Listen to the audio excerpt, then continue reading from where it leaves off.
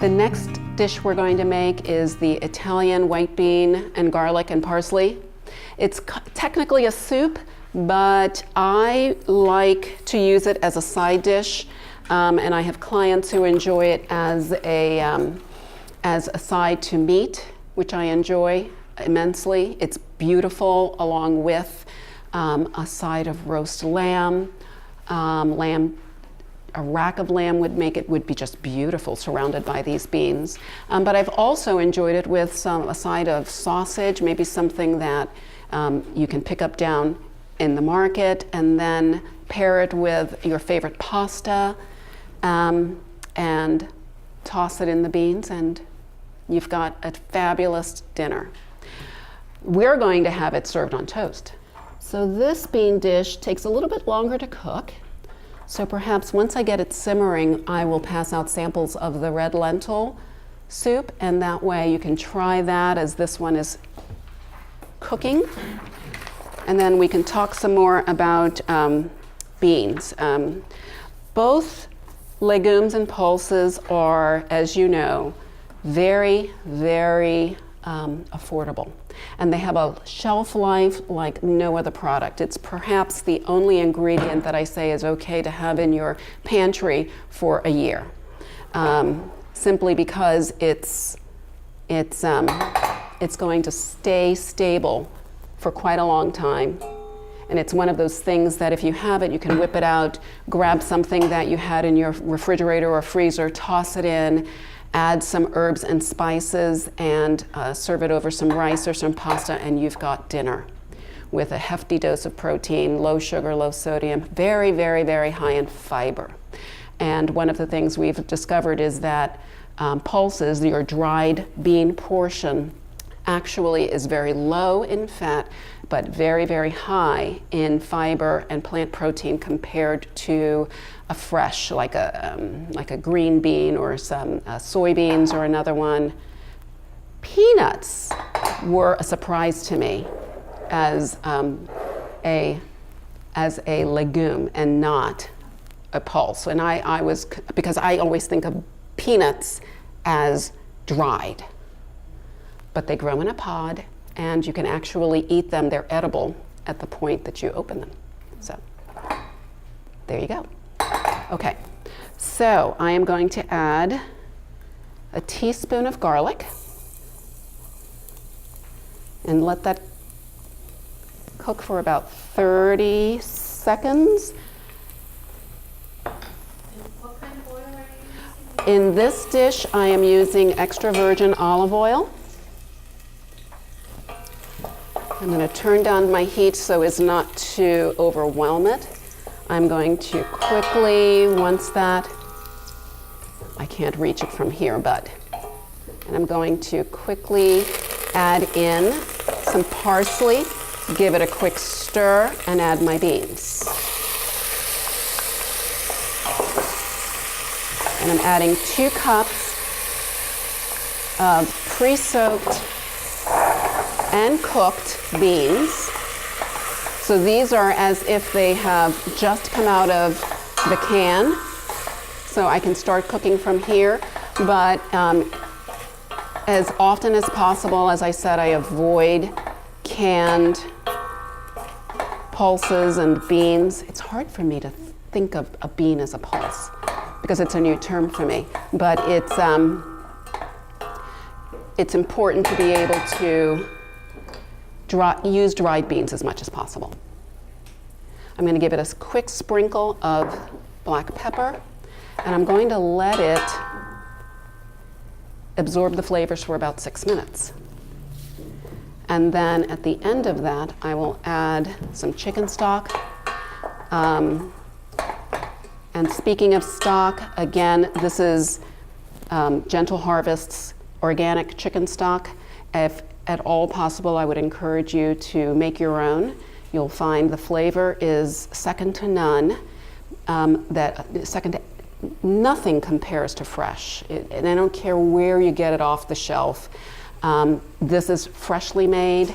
It carries flavor through your food without an ounce of sodium, which is important, especially for someone who is diabetic, has high blood pressure. And this is something that if you don't have time, you can come and pick that up as well. I always keep a supply on hand at the kitchen. I'm going to add chicken stock.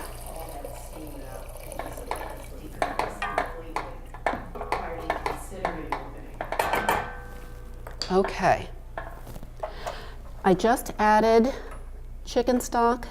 One of the things we do is in making sure that we cook as clean as possible with this, and that includes not adding unnecessary salt, is by using homemade stock.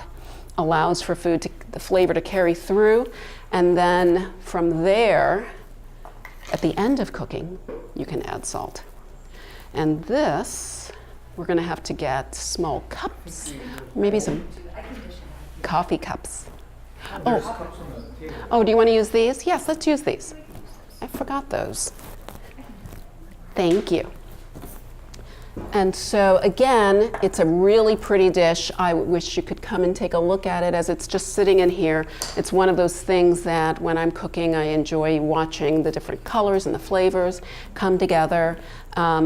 When you're cooking with stock and beans, and you don't necessarily have to have a stock on hand when you are cooking with any of these, actually.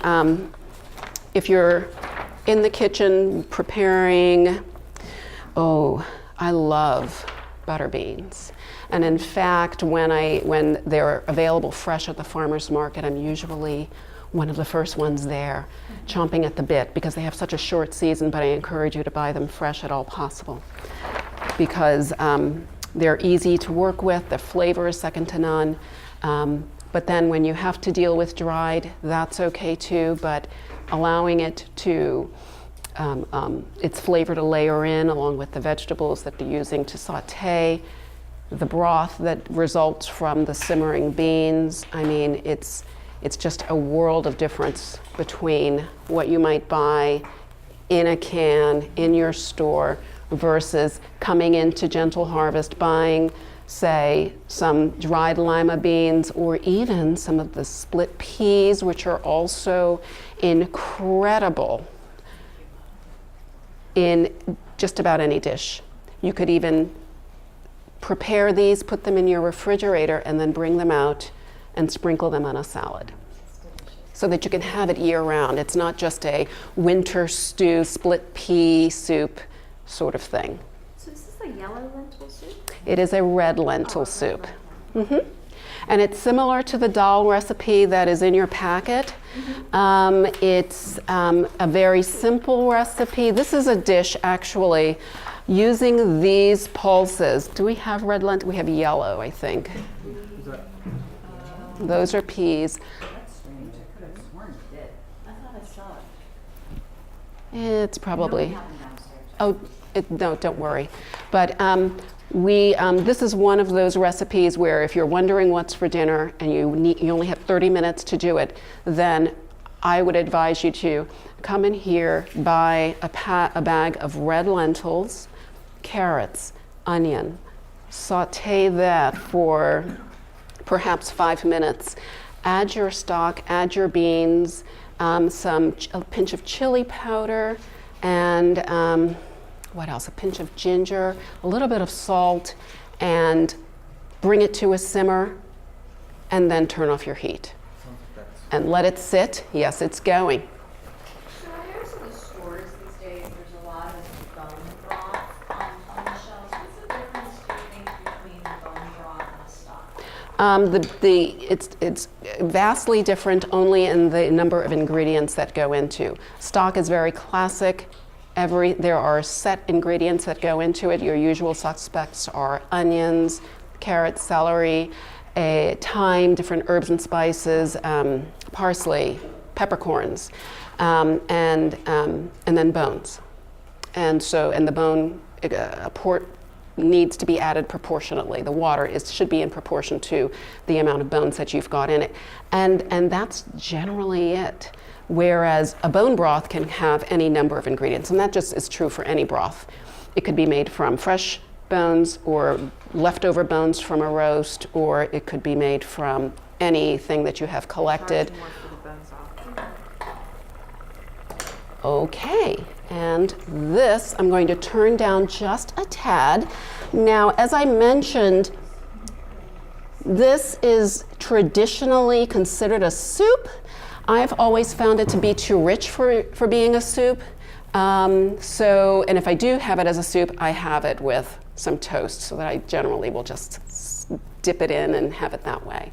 You can also turn it into a nice hors d'oeuvre. If you take some toast and put a nice thick slice of tomato on it, and then add a few beans, sprinkle of parsley, or ham. Prosciutto would be another nice topping for some toast with these, and with or without the tomato, a drizzle of olive oil, and you're good to go. How long would these last if you refrigerate them? These cooked recipes, Yes. These beans would keep for 3 months in the freezer. 3 months? Yes. And that is because of the ingredients added. If the fewer ingredients, the better in terms of freezer life.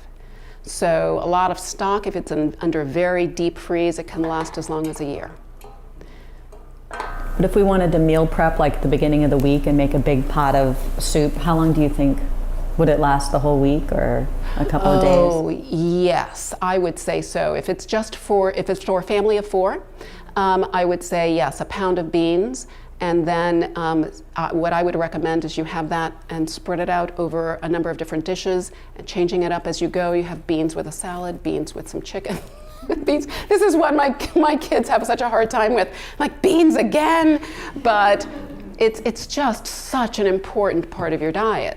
And so yes, it would last an entire week, but if it's even better for everyone if you vary it, if you mix it up with other things. I would sometimes retire it for a day and then sneak it back into some burritos or something. I'm a big fan of a European way of eating, and that is that you, what do they call it? It's called repurposing your food. So today we're having garlic and bean soup with toast, and then tomorrow we're going to take that leftover toast maybe, and if it's not got any herbs on it, maybe we can make that into a bread pudding, but we're going to use this alongside a roast, and we just keep, or we throw some meat into this dish and have it that way as a soup, a more hearty soup, and maybe some sausage would be nice, some nice, clean, no nitrates, organically grown. Even if you're a vegan, they have all kinds of sausage that you can throw together that has absolutely no meat products in it, and throw it in, and there you've got another dish. So repurposing, and especially with legumes and pulses, goes a long way towards saving you money, adding to your health, and gives you something new to add to your dinner time repertoire.